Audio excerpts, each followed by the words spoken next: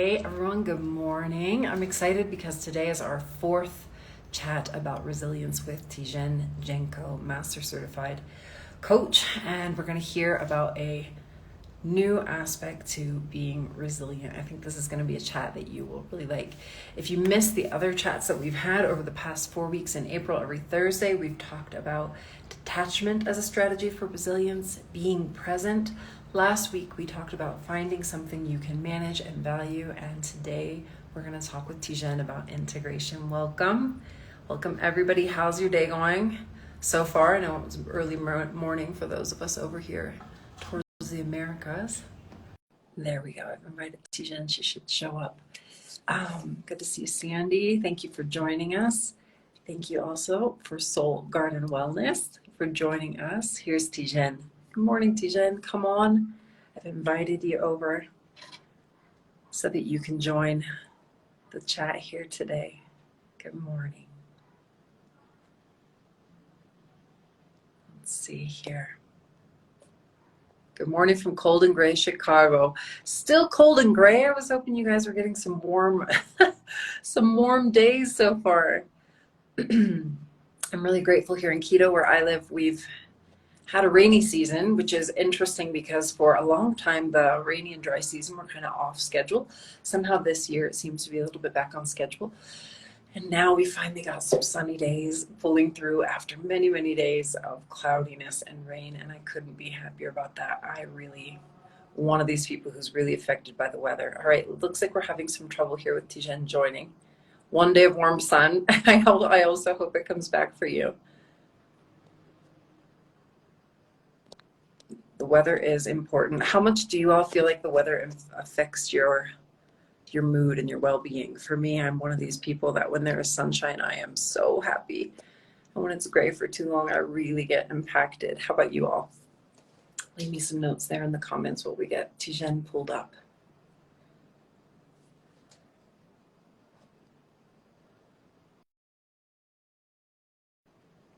You're amazing, Sandy. She says, not going to stop me from riding my motorcycle. Girls on bikes, man, women on bikes, that is some really freaking cool stuff. I would love to learn how to ride one day. I ride on my bicycle. It's a little less badass, but it keeps me out there moving. It's a great, Sandy.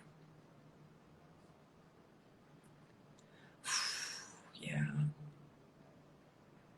I bet so. 2 months in Florida with a little bit warmer weather and having to go back to the cold, not ideal. But it builds resilience, doesn't it? Emotional and physical, I think. I think so. We're still having some 2 wheels better than 4. I think they're all great. Looks like we're having some trouble here pulling Tijen up. I'm not sure what's going on. Cannot join. Please resend the invite. All right, Tijen, I did send it through there. No worries. This gives us a chance to just breathe and connect. There she is. Good morning. Hi, sorry I couldn't join the first time. Hello, everyone. No worries. All good. We're just chatting about the weather and how the weather affects our mood. And yeah, clouds are okay for a day or two, but we all prefer sunshine. Yes. Thank you, Jill. I Good. certainly do. How are you, Tijen? I'm well. We are coming close to May, but still having temperatures here.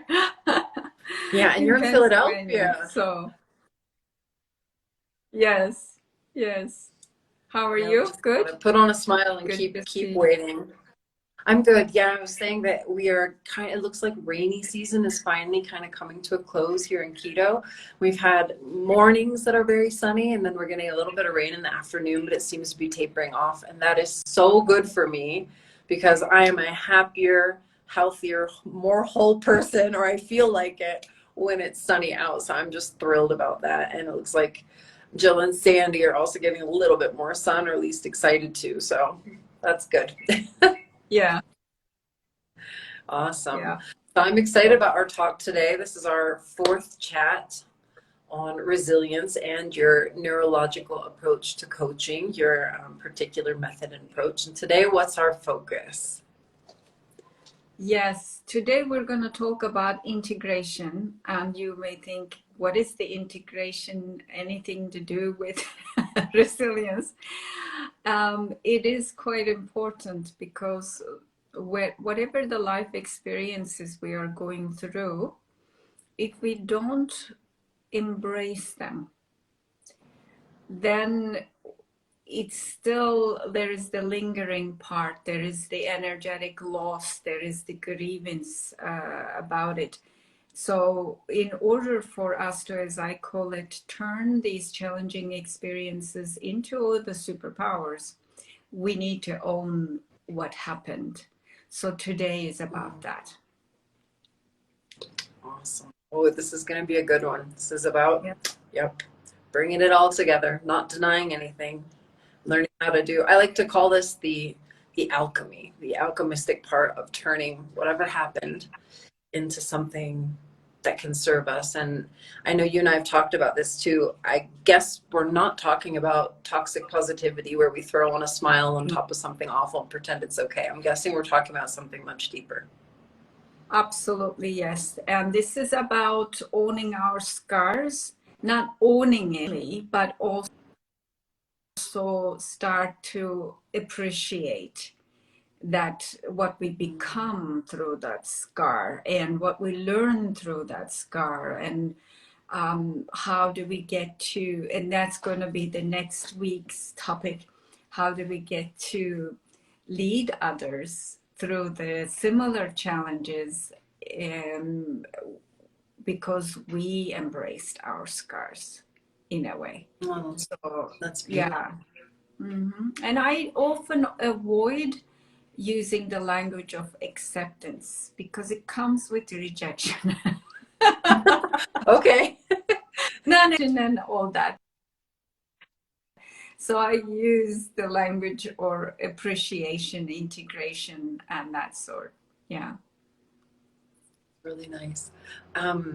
It's really ironic because just before we were chatting, I like to listen to some songs to get me pumped up. And have you ever heard the song "This Is Me" by that was on The Greatest Showman, the movie? I don't think so. Yeah. No? There's a lyric. I'm probably not going to get it 100% right. If any of you in the audience have heard this song, it says something about, "I'm not going to hide my scars anymore. This is me." And you just mentioned, the scar thing. So that's interesting to pull those up and make them part of us. We have a question here from Sandy. She says, accepting meaning you are then rejecting something. Maybe you could clarify that for us. Yeah, often that maybe it's because the culture and the language I find in myself as well as my clients.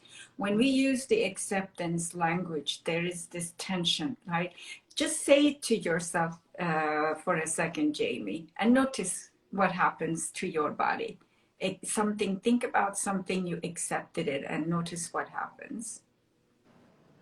For me, it feels like something goes out of me. Mm-hmm. Yeah. Okay. And when you say I appreciated that, what happens?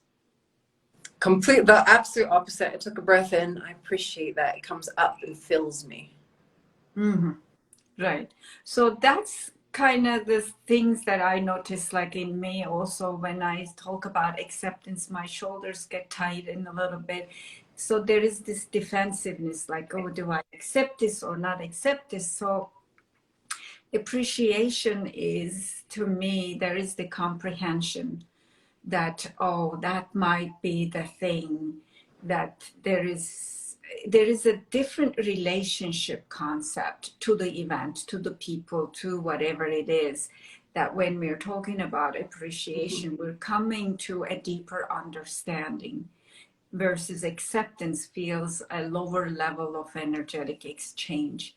I wonder if that was helpful, Sandy. She says, thank you for everything. I have no complaints whatsoever. Very good. That's good. Yeah. Good. So it would be interesting then to hear you've given us a little bit of insight. How is integration or acceptance related to resilience? So I think that again, when we get into dynamic of rejection, acceptance, whatnot, there is a part of you almost withdraws that says, okay, whatever, it happened and now I move on and I move forward. But often when this comes to my coaching sessions, I see that there is you can move forward, but it feels like those newlywed cars with the tins in the back.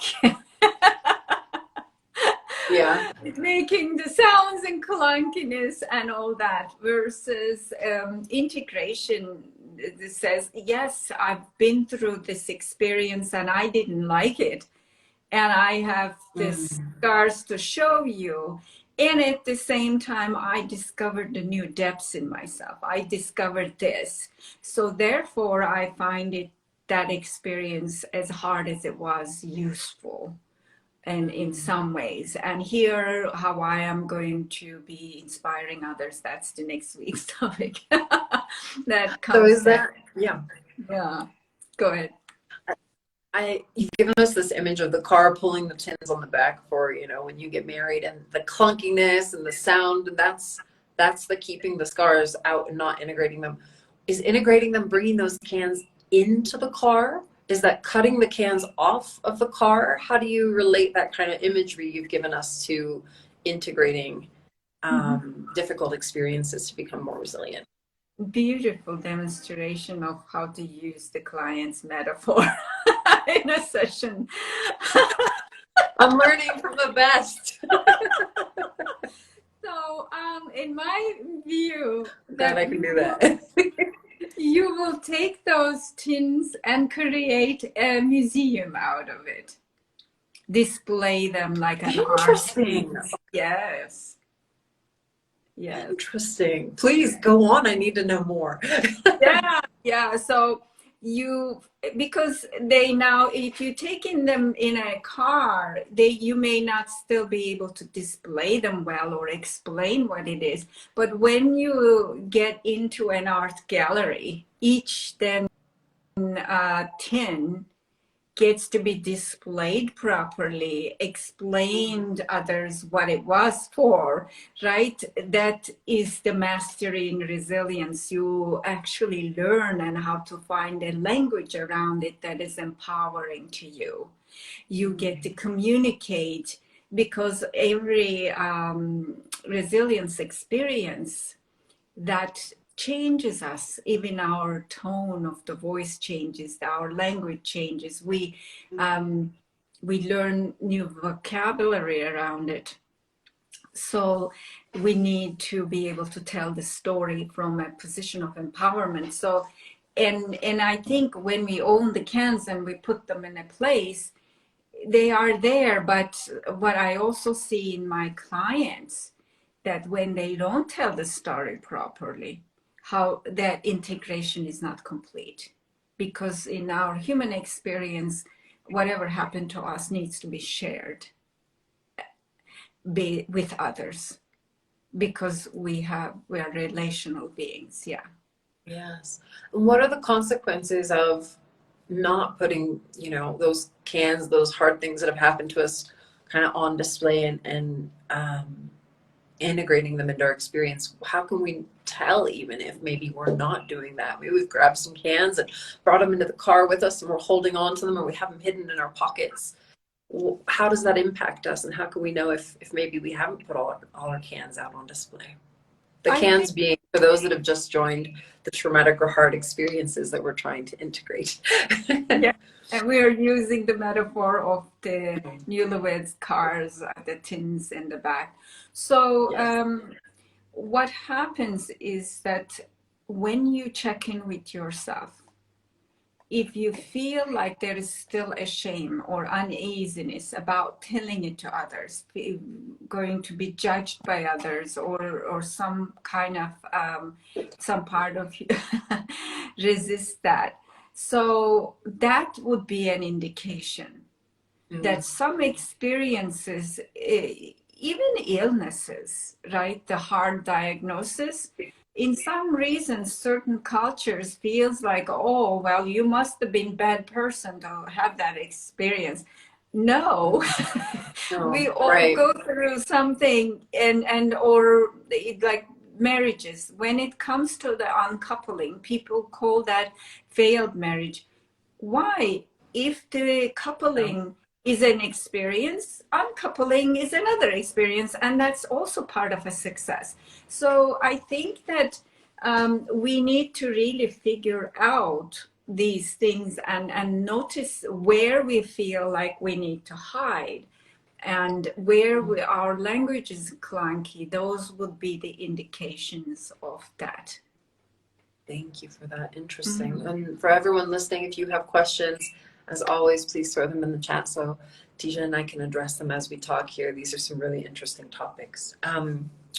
So, how is this related to a neurological aspect or approach to coaching? Yes, and thank you for that, Tijen. So what happens is that, again, our body, this is why I was asking you earlier, that where do you feel when you say, I am accepting this, and so on, right? And when we don't fully appreciate what happens, it actually creates a somatic imprint in the body.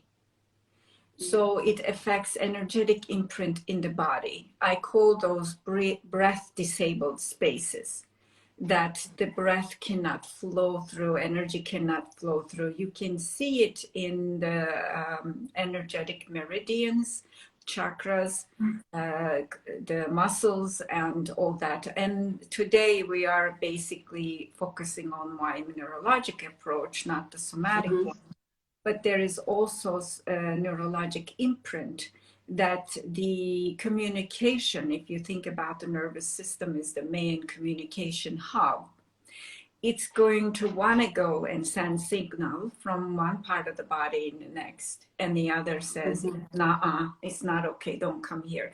And think about this like the heart breaks, we say. And people often say, yeah, I closed my heart and don't come near me, I don't allow people. Who do you think is managing part of that communication? There is the neurologic part too. So Right. that affects actually multiple layers, right? The neurologic part includes your thinking around it, beliefs around it, values around it, language around it, along with the communicating and connecting different parts of you. So, yeah. Yeah, that's I'm sure really important to understand because it both gives you clues about what we're experiencing as well as helps you get out of. I think if you get, I'm always careful with my languaging because I want to learn from you how to language around these things, but how to move through. Maybe move Yes. through is a better expression. Move through being maybe over identifying with some of these traumas or challenges that we go Correct. through. Yeah. Yeah, Yeah. absolutely. Good. We have an interesting comment here. Thinking of Catholic guilt, religious sin, you're this way because of what you did. Yeah. Yeah.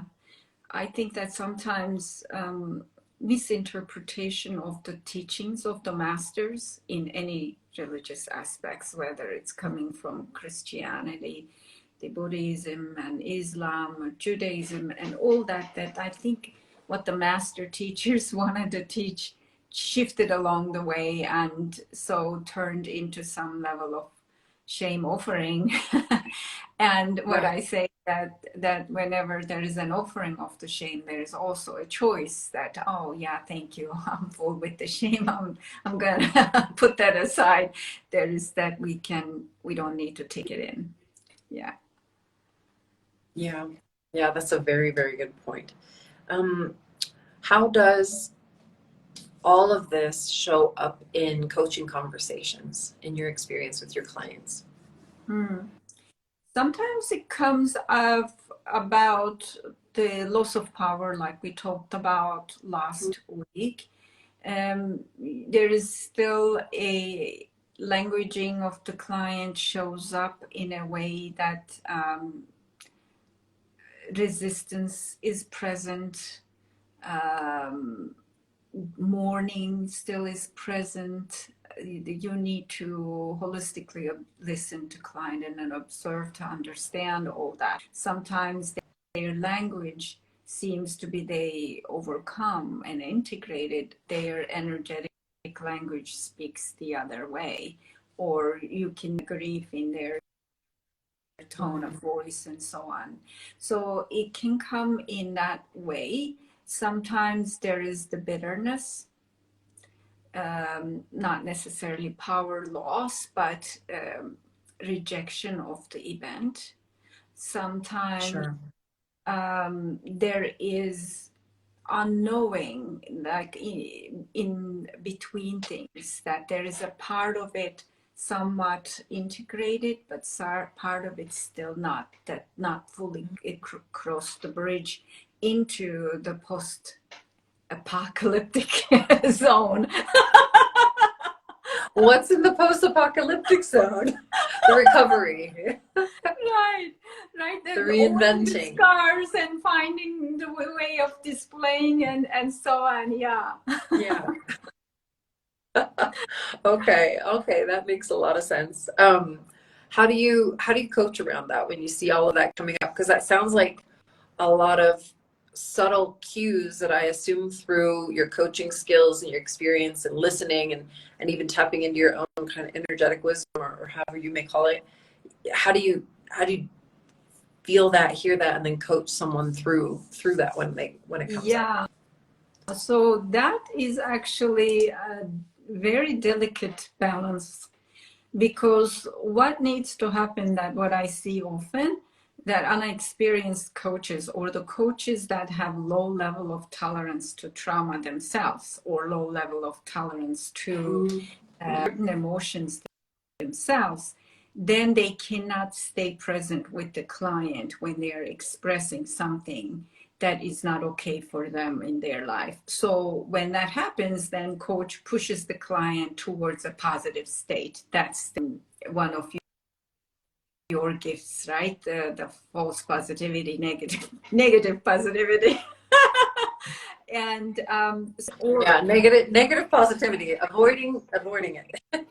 yeah. So first of all, coach needs to be resilient, being able to stay with the deep sort of emotions, and then noticing and just presenting what they see to the client as an offering with a lot of space and a lot of love, and then see what the client is going to take in, whether they are ready for it or not.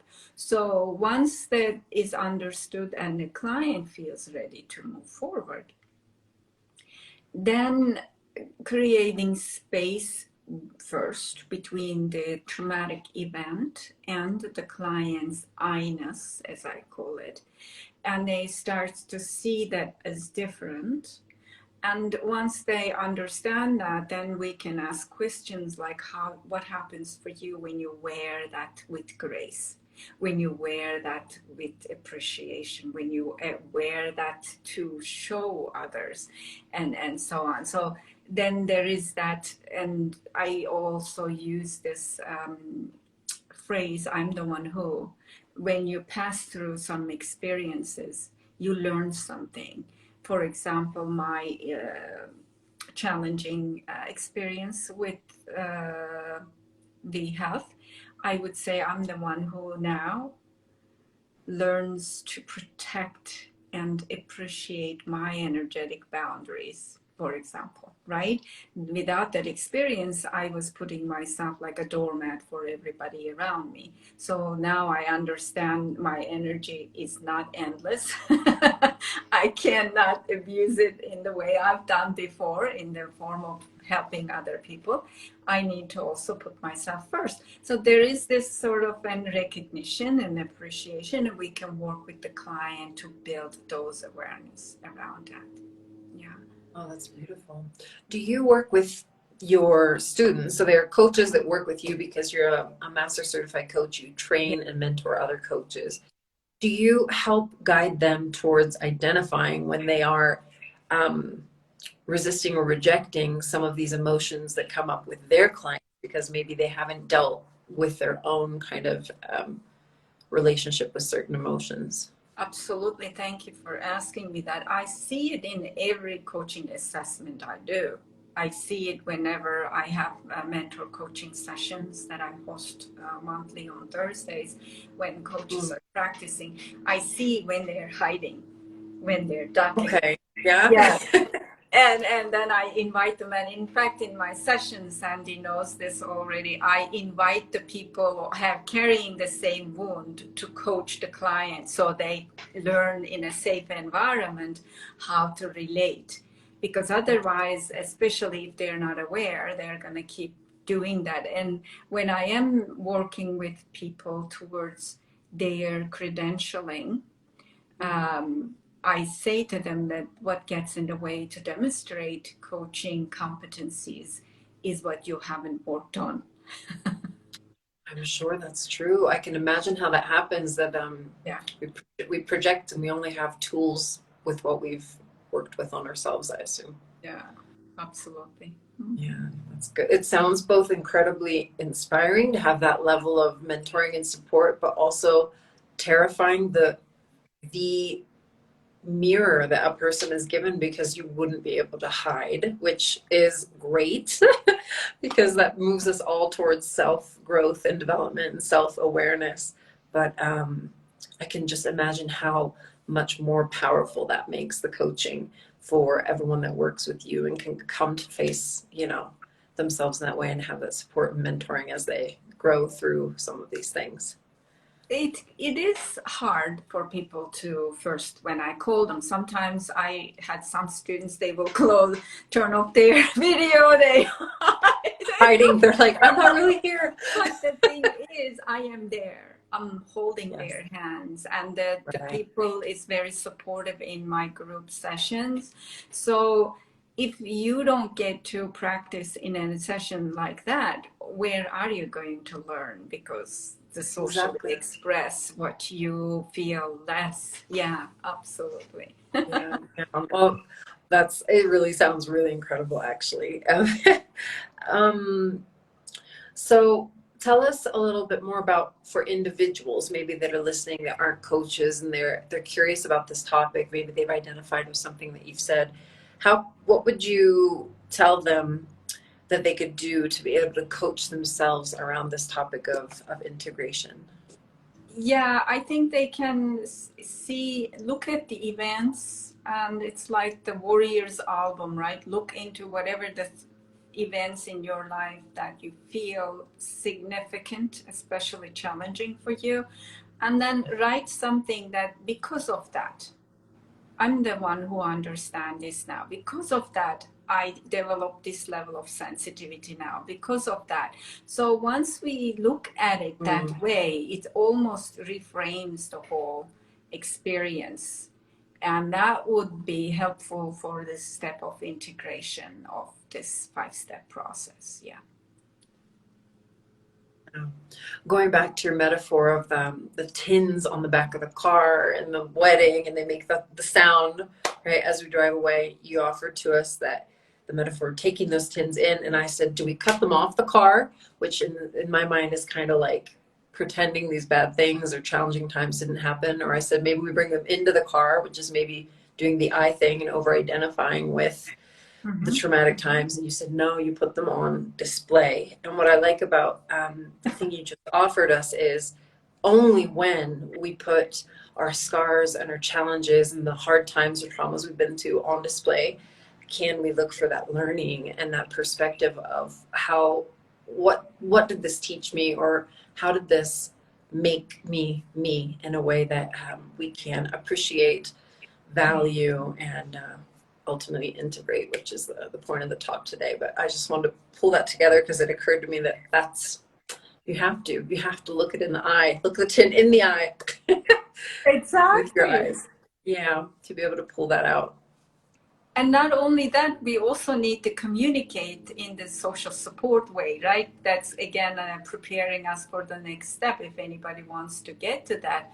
But communicate also. And those are our medals, right? Yeah. Badges of Those honor. are our medals, yeah. Well, thank you, Tijen. We're coming up on our time today. Is there anything you'd like to share? I know you have something coming up in June that we talk about each week. Remind us again what's coming up in June. Thank you so much.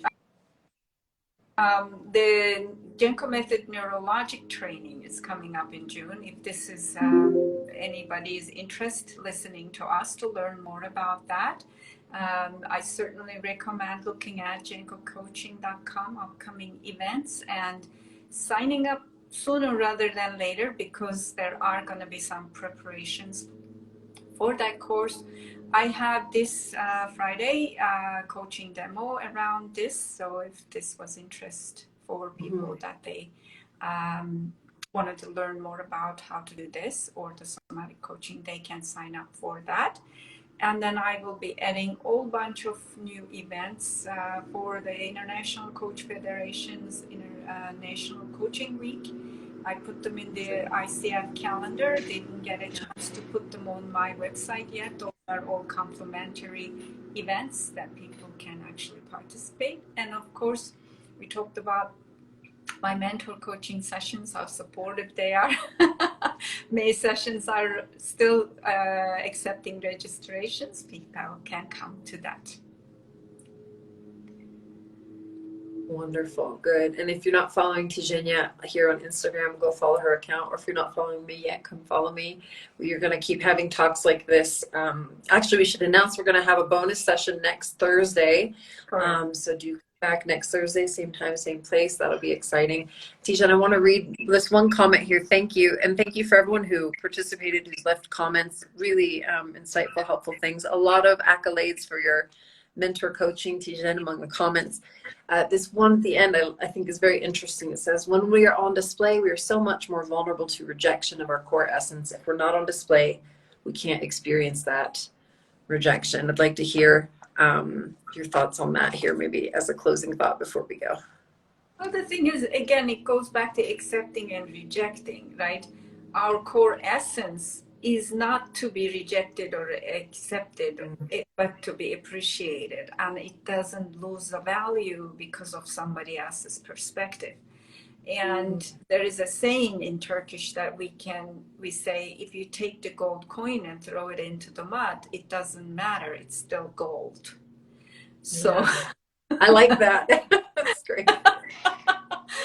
So remember that we are all gold, brilliant sparks, and it is not, maybe somebody is not going to appreciate that. Not everybody likes to go to the five-star dining, have a five-star dining experience. Some people like to go to McDonald's. It's all right. But it's us, we need to accept that we may not need to be loved by everybody. It's okay. It's a different acquired taste. Yes, thank you. Thank you so much for that, Tijen. Thank you, everyone, for hanging out with us today, and we will see you next Thursday, Tijen. This was a great chat. I know I took away a lot from it, and I hope everyone that listened did too. Or if you catch the replay, let us know in the comments what your biggest takeaway was from this talk with Tijen today. Thank you so much, Jamie. It's always wonderful to be with you, and we'll meet. I can't do that well. I also do. This one I don't have down yet. It's like I can't do that one. The baby part. I learned it through my teenage daughter. She teaches me these little things. Anyway, all right.